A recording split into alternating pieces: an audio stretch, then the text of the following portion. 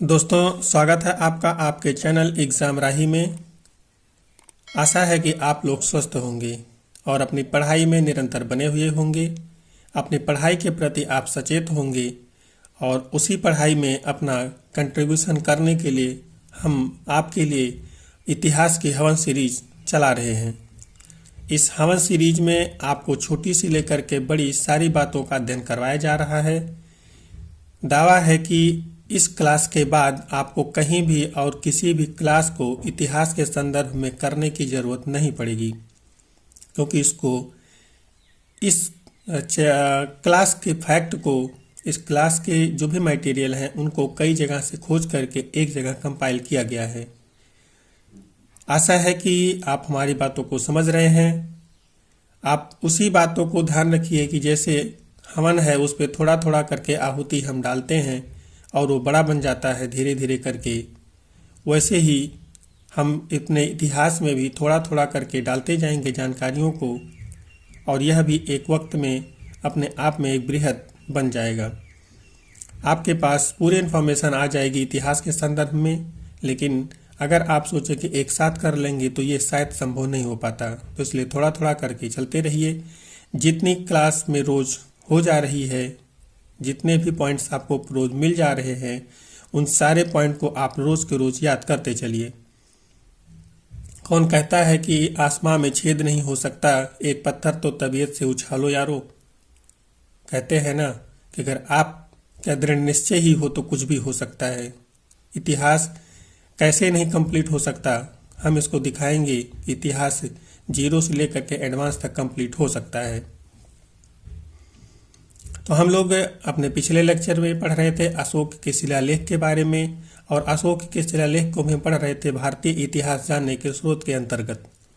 इसी क्रम में अब हम लोग अशोक के शिलालेखों में पहुंच चुके हैं। अभिलेखों के बाद शिलालेख, स्तंभ लेख हमने देखा था, और अब हम पहुंच चुके हैं शिलालेख में। तो शिलालेख में भी हमने दो पार्ट बताया था कि आपको एक बृहद शिलालेख आता है और एक लघु शिलालेख आता है। तो यहाँ पे अभी हम बृहद शिलालेखों के बारे में जानकारी लेंगे। में हम देखेंगे कि बृहद शिलालेखों की संख्या कितनी है और उस पर कितनी बातें लिखी गई हैं।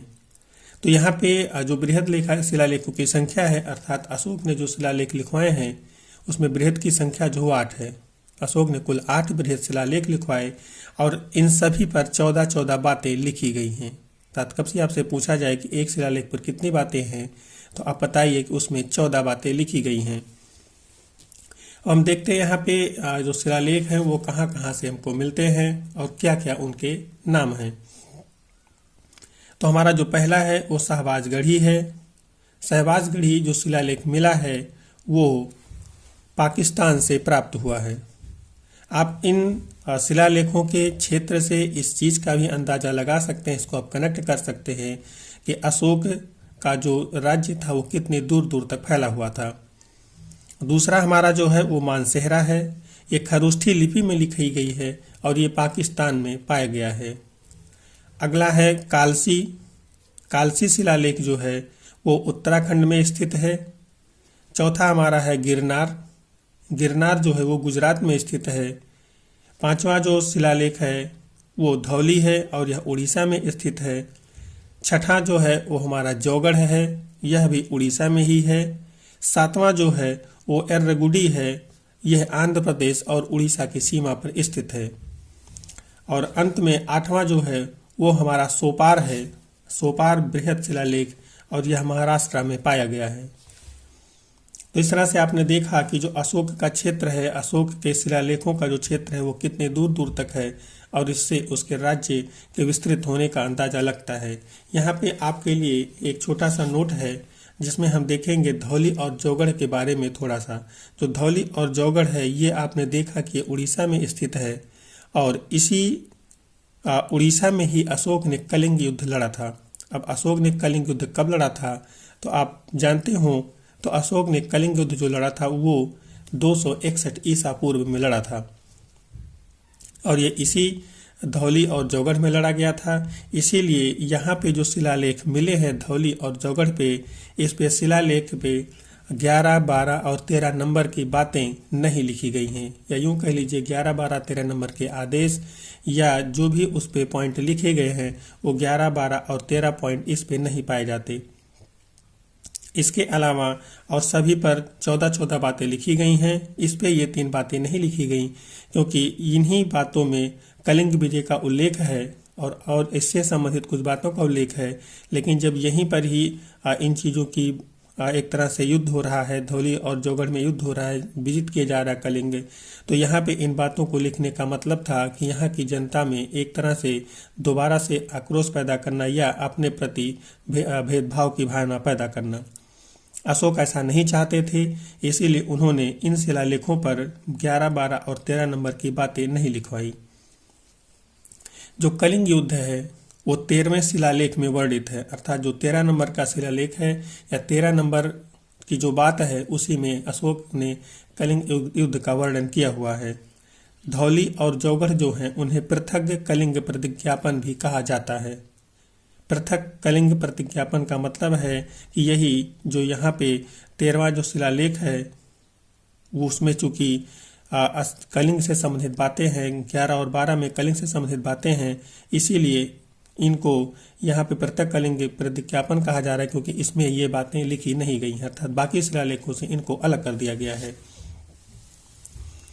आगे हम लोग देखते हैं तो लघु शिलालेख के बारे में देखते हैं, क्योंकि हमारा जो बृहद शिलालेख है अशोक के जो 8 बृहद शिलालेख हैं जिनमें 14 बातें लिखी गई हैं वो इतना था। आगे हम लोग उसके लघु शिलालेख के बारे में देखते हैं।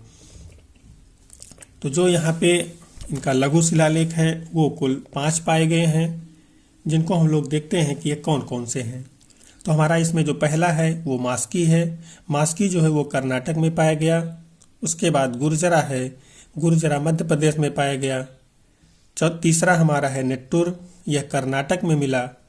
चौथा है उदयगोलन, यह भी कर्नाटक से ही प्राप्त हुआ है। और 5वां है भाब्रू अभिलेख, जो जयपुर से प्राप्त हुआ है, राजस्थान से प्राप्त हुआ है।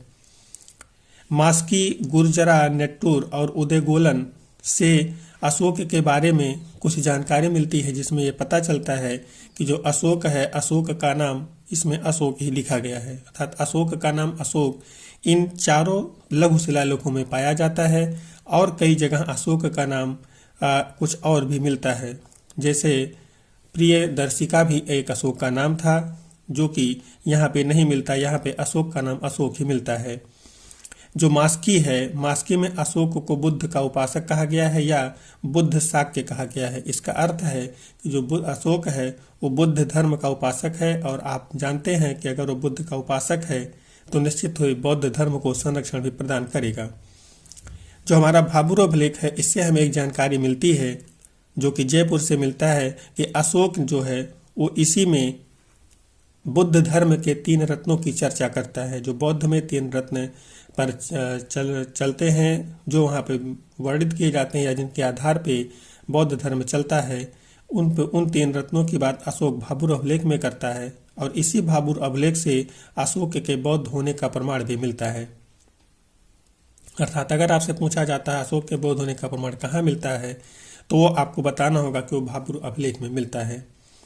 आगे हम लोग इसके अशोक के गुहालेखों की बात करते हैं। गुहालेख अर्थात गुफालेख, हमने आपको पहले बताया था गुहालेख का मतलब होता है गुफालेख, अर्थात जो गुफाओं में उनकी दीवारों पर लिखे गए हैं उनसे जो हमें जानकारी मिलती है उन्हें हम गुहालेख कहते हैं।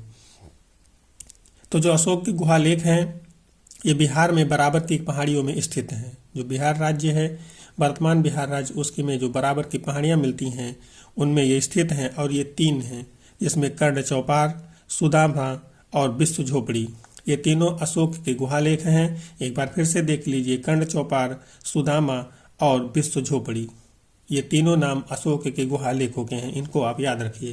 तो इस तरह से हमने अशोक के बृहद शिलालेख, लघु शिलालेख और अशोक के गुहालेख की जानकारी यहाँ तक प्राप्त कर ली।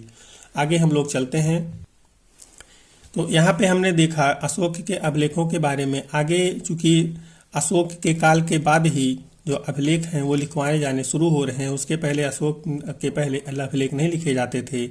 और अशोक भी जो हैं वो जो अभिलेखों का उन्होंने लिखने का कार्य शुरू किया था वो भी यूनानी राजाओं में जो आप भारत पे हेरोडोटस था उसने पंजाब पर जो आक्रमण किया था उसके बाद में जो लिखवाना शुरू किया था अभिलेख, उससे ही प्रेरणा लेकर के अशोक ने भी लिखवाया था।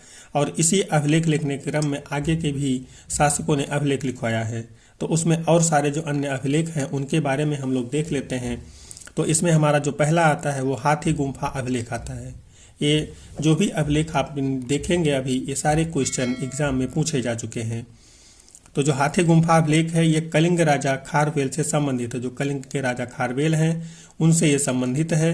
और यह जो है वो तिथि रहित अभिलेख है, अर्थात इसमें किसी भी तिथि, किसी भी सन या डेट का वर्णन नहीं है। तो अगर आपसे कभी पूछा जाता है कि तिथि रहित अभिलेख कौन सा है तो वो हाथी गुम्फा अभिलेख होगा। आगे इसी हाथी गुम्फा अभिलेख में महाराजा उपाधि का प्रथम वर्णन मिलता है। तो राजाओं द्वारा तमाम जो उपाधियां ली जाती हैं, महाराजा, महाराजाधिराज, अधिपति आदि तरह की जो उपाधियां ली जा रही होती थीं, उसमें महाराजा उपाधि का जो प्रथम बार हमको देखने को मिलता है, प्रथम वर्णन, वो हाथी गुम्फा अभिलेख में देखने को मिलता है। इसी में हम लोग देखते हैं कि जैन मुनियों को दान देने का उल्लेख है, अर्थात जो राज्य है वो जैन मुनि जो हैं उनको दान दे रहा है, दान देने का कार्य करते हैं। और इस तरह से हम ये भी कह सकते हैं कि कहीं न कहीं उनको संरक्षण देने का कार्य भी कर रहे हैं। और इससे ये भी अंदाजा लगता है कि उस समय जैन धर्म एक तरह से प्रचलित हो रहा था या प्रचलित हो चुका था। आगे इसी हाथी गुम्फा अभिलेख से हमें पता चलता है कि सिंचाई के लिए नहरों का निर्माण किया जा रहा था। और इसका प्रथम प्रमाण हमें यहाँ पे मिलता है, अर्थात जब भी कभी पूछा जाए कि इतिहास में सिंचाई के लिए नहरों का प्रमाण कब मिलता है तो वहाँ पे हाथी गुम्फा अभिलेख में हम पाएंगे कि सबसे पहले वहीं पे हमको मिला है। भारतवर्ष का सर्वप्रथम उल्लेख हमको हाथी गुम्फा अभिलेख में मिलता है, अर्थात भारतवर्ष जो नाम है इसका प्रथम उल्लेख कहाँ मिला वो भी हाथी गुम्फा अभिलेख में भी देखने को मिलता है। और आगे भारतवर्ष में युद्ध में पानी के जहाज़ों के प्रयोग का प्रथम प्रमाण भी इसी हाथी गुम्फा अभिलेख से मिलता है। इसके पहले हमारे पास ऐसा कोई प्रमाण नहीं है जिसमें हम ये कह सकें कि भारत में भी युद्ध के समय पानी के जहाज़ों का प्रयोग किया जा रहा है। सर्वप्रथम हमको हाथी गुम्फा अभिलेख से ही इसके बारे में जानकारी प्राप्त होती है। दूसरा हम लोग देखते हैं जूनागढ़ अभिलेख के बारे में। जो जूनागढ़ अभिलेख है ये महाक्षत्रप रुद्रदामन ने लिखवाया था। आप ध्यान रखिए, महाक्षत्रप रुद्रदामन ने जूनागढ़ अभिलेख लिखवाया और इसे ही गिरनार अभिलेख भी कहा जाता है। ये नाम भी आप याद रखिए, क्वेश्चन पूछा गया है कि जूनागढ़ अभिलेख का अन्य नाम क्या है तो वो गिरनार अभिलेख है। संस्कृत में लिखित या पहला अभिलेख है, अर्थात आपसे पूछा जाए कि संस्कृत में लिखा गया पहला अभिलेख कौन सा है तो वो जूनागढ़ अभिलेख है। और यही अभिलेख, जूनागढ़ अभिलेख या गिरनार अभिलेख ही काव्य शैली में लिखा गया पहला अभिलेख भी है। गद्य और पद्य दो शैलियाँ होती हैं। तो आपने देखा कि काव्य शैली में अर्थात चीज़ों को एक तरह से संगीत के रूप में आप कह सकते हैं लिखा गया है, जैसे दोहे लिखे जाते हैं, इस तरह की काव्य शैली में ये जूनागढ़ अभिलेख लिखा हुआ है। जूनागढ़ अभिलेख में ही चूँकि हमने देखा है कि ये अन्य कई राजाओं से संबंधित रहा है, तो यहाँ पे हम देखते हैं कि जो जूनागढ़ अभिलेख है इसी में ही हमको सुदर्शन झील जो है इसके विकास का भी जानकारी मिलता है। तो हम यहाँ पे देखेंगे कि इसी अभिलेख से हमें सुदर्शन झील के बारे में क्या क्या जानकारी मिलती है और कौन कौन से शासकों ने और तत्कालीन गवर्नरों ने जो सुदर्शन झील है उसके विकास में योगदान दिया। यहाँ पे आप एक चीज़ पुनः स्पष्ट कर लें, जो सुदर्शन झील का हमको वर्णन मिलता है वो जूनागढ़ अभिलेख में ही मिलता है, ये आप ध्यान रखिएगा। तो हम लोग देखेंगे जब चंद्रगुप्त मौर्य शासक थे तो उस समय पुष्यगुप्त वैश्य थे, इन्होंने सुदर्शन झील के विकास में योगदान दिया था। जब अशोक का शासन आता है, अशोक जब साम्राज्य में अशोक के शासनकाल में कह लीजिए तो शास्य गवर्नर है, इसने सुदर्शन झील के विकास में योगदान दिया। साथ ही इसने इसी सुदर्शन झील से छोटी छोटी नहरें निकाली थीं जो सिंचाई के काम में आती थीं। इसने यहाँ से नहरें निकाल करके सिंचाई का कार्य किया, लोगों को सिंचाई के साधन उपलब्ध करवाए। अगला जो शासक है वो रुद्रदामन है।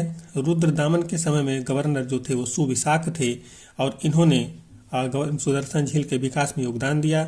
और जब स्कंदगुप्त राज्य में आते हैं या राज्य संभालते हैं तो इस समय पर्णदत्त या इसी को चक्रपालित कहा जाता है, ये गवर्नर थे और इन्होंने सुदर्शन झील के निर्माण में योगदान दिया। तो इस तरह से हमने देखा कि शासक के समय कौन से गवर्नर थे जिन्होंने सुदर्शन झील के निर्माण में या उसके विकास में योगदान दिया। ये क्वेश्चन मैचिंग के लिए आपके एग्जाम में पूछा गया था। आपको इसको याद रखना चाहिए कि शासक और गवर्नर कौन थे उस समय। अगला हम देखते हैं वेशनगर का गरुड़ स्तंभ लेख, अर्थात वेशनगर का गरुड़ स्तंभ लेख हम लोग देखेंगे। तो इसमें यह जो वेशनगर का गरुड़ स्तंभ लेख है, यह यवन राजदूत हेलियोडोटस ने लिखवाया था। जो हेलियोडोरस है इसने ये लिखवाया था। यह जो है वेशनगर स्तंभ लेख, इसी को विदिशा स्तंभ लेख भी कहते हैं। जो वेशनगर है इसी को विदिशा भी कहा जाता है। तो कभी पूछा जाए कि वेशनगर गरुड़ स्तंभ का अन्य नाम क्या है, तो इसी को हम विदिशा गरुड़ स्तंभ लेख भी कहते हैं। तब वेशनगर का एक अन्य नाम जो है वो विदिशा भी है। इसी गरुड़ स्तंभ लेख से, जो कि हेलियोडोरस ने लिखवाया था, इसी से ही द्वितीय शताब्दी ईसा पूर्व में मध्य भारत में भागवत धर्म के विकसित होने का प्रमाण मिलता है। और हम लोग देखेंगे कि जो हेलियोडोरस है ये भारत में आता है और यहाँ पे ही भागवत धर्म से प्रभावित होकर के स्वयं को भागवत घोषित कर देता है, अर्थात भागवत धर्म को मानने वाला घोषित कर देता है। अगर हम हेलियोडोरस के बारे में थोड़ी सी जानकारी लें तो जो हेलियोडोरस था यह शुंग शासक भागभद्र के शासनकाल में भारत में आया हुआ था और साथ ही यह जो यूनानी शासक एंटियालकिड्स थे इन्हीं का राजदूत था। अर्थात यूँ कह लें कि यूनानी शासक एंटियालकिड्स के राजदूत के रूप में जो हेलियोडोरस है वो भारत में शुंग शासक भागभद्र के शासनकाल में भारत में आया था। और यहाँ पे भागवत धर्म से इतना प्रभावित होता है कि स्वयं को भागवत घोषित करता है और गरुड़ स्तंभ लेख का निर्माण करवाता है। इसने कृष्ण को देव देवस कहा है। भगवान कृष्ण को, जो आराध्य हिंदुओं के आराध्य और भगवान कृष्ण है, इसको इसने देव देवस का कहा है। अर्थात देवों में भी, एक तरह से कह लीजिए देवों में भी देव कहा है इसने। अगला हम लोग देखते हैं तो यहाँ पे हमको मिलता है अयोध्या अभिलेख। जो अयोध्या अभिलेख है इस पुष्यमित्र शुंग के गवर्नर धन्यदेव ने इसे लिखवाया था। इसको लिखवाने का जो कार्य है वो पुष्यमित्र शुंग के जो गवर्नर धन्यदेव इन्होंने लिखवाया था। और इसी में ही पुष्यमित्र शुंग के द्वारा किए गए अश्वमेघ यज्ञ का वर्णन है जिनकी संख्या 2 है। कभी भी अगर पूछा जाता है कि अश्वमेघ यज्ञ के वर्णन जो कि धन्यदेव पुष्यमित्र शुंग ने किया है उसका वर्णन कहाँ मिलता है, तो वो अयोध्या अभिलेख में मिलता है। आगे हम देखते हैं नानाघाट अभिलेख के बारे में। तो यहाँ पे जो नानाघाट अभिलेख है यह महाराष्ट्र से प्राप्त हुआ है और यह सातवाहन शासक सातकर्णी जो थे, उनके जो रानी थी सातवाहन शासक सातकर्णी प्रथम की जो रानी थी नागनिका, इन्होंने इसको लिखवाया था। और इसी में हम लोगों को भूमि दान का सर्वप्रथम अभिलेखीय साक्ष्य प्राप्त होता है। इसको आप लोग ध्यान रखिए, जो भूमि दान है इसका सर्वप्रथम अभिलेखीय साक्ष्य कहाँ मिला है, तो यह हमें नानाघाट अभिलेख से प्राप्त हुआ है। इसको आप लोग याद रखिएगा। मैं आपको बता दूं कि हमने यहाँ पे जितने अभिलेखों की चर्चा की है या आगे हम कर रहे हैं, इसके बाद आपको और किसी भी अभिलेख को पढ़ने की आवश्यकता नहीं है। हाँ, अगर आप जानकारियों का पुलिंदा इकट्ठा करना चाहते हैं, मोटी मोटी कॉपी बनाना चाहते हैं, तो बेशक आप और भी अभिलेख पढ़ सकते हैं, लेकिन मेरे समझ से आपको एग्ज़ाम क्वालिफाई करना है, विद्वान नहीं बनना है। हाँ, अगर आपको विद्वान बनना है तो आप और पढ़ सकते हैं। आगे हम लोग देखते हैं एरण अभिलेख। यह हमें मध्य प्रदेश में प्राप्त हुआ है और यह 510 ईस्वी में लिखा गया था। यह 510 ईस्वी का अभिलेख है, मध्य प्रदेश से प्राप्त हुआ है और उसे गुप्त शासक भानुगुप्ता ने लिखवाया था। जब भी हमें पूछा जाए कि एरण अभिलेख किससे संबंधित है, तो वहाँ पे हमें गुप्त शासक भानुगुप्ता का से संबंधित बताना होगा। इसी में ही हमें सती प्रथा का प्रथम अभिलेखीय साक्ष्य प्राप्त होता है, अर्थात इसके पहले हमें सती होने का कोई प्रमाण प्राप्त नहीं होता है। इसी एरण अभिलेख से हमें सती प्रथा का प्रथम अभिलेखीय साक्ष्य प्राप्त होता है और यहाँ पे हमें प्राप्त इस तरीके से होता है क्योंकि जो इसमें लिखा गया है, जो भानुगुप्ता उस समय के शासक हैं, इनकी मृत्यु पर इनकी पत्नी इनके साथ चिता में जल जाती हैं। इसी के साथ ही हमें यहाँ पे सती प्रथा का प्रथम अभिलेखीय साक्ष्य प्राप्त होता है। अगला हम लोग देखते हैं तो हमारा है नासिक गुहालेख। जो नासिक गुहालेख है ये सातवाहन नरेश पुलवामी से संबंधित है, अर्थात सातवाहन नरेश पुलवामी के शासन काल से संबंधित है या इनके विषय में जानकारी हमें इस अभिलेख से प्राप्त होती है। यहाँ पे आप लोग एक चीज़ और जान लीजिए कि अगर कभी पूछा जाता है कि इस शासक के बारे में हमें जानकारी कौन से अभिलेख से मिलती है, तो वहाँ पे हम बताएंगे जो भी उससे संबंधित होगा। अर्थात पूछा जाए कि सातवाहन नरेश पुलवानी के बारे में हमें जानकारी कहाँ से मिलती है, तो हम बता सकेंगे कि नासिक गुहा लेख से। अगला हमारा जो है वो मंदसौर अभिलेख है। ये मालवा नरेश यशोधर्मन से संबंधित है। जो मालवा के नरेश थे उनसे संबंधित जो हमारा अभिलेख है वो मंदसौर का अभिलेख है। अगला हमारा जो है वो है ऐहोल अभिलेख। ये आपसे एग्जाम में बहुत बार पूछा जा चुका है।